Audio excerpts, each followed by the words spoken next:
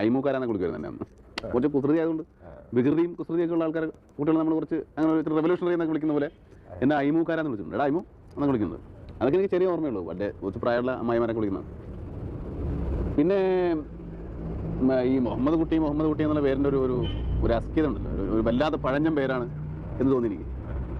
പഴഞ്ഞം പേരെന്ന് പറഞ്ഞാൽ കുറച്ച് വലിയൊരു ആൾക്കാരൊക്കെ ഇല്ലേ, പ്രായമുള്ള ആൾക്കാർ. എൻ്റെ ഉപ്പപ്പട പേരാണ്, ആ ലെവലിലാണ് ഞാൻ ചിന്തിക്കുന്നത്. അപ്പോൾ പുള്ളിപ്പര് മരിച്ചു പോയി എൻ്റെ ഓർമ്മയ്ക്കൊന്നും. അപ്പോൾ അത്രയും പ്രായമുള്ള ഒരാളുടെ പേര് എനിക്കിട്ട് കഴിഞ്ഞാൽ ഒരു അരോചകം ഞാൻ ആലോചിച്ചു.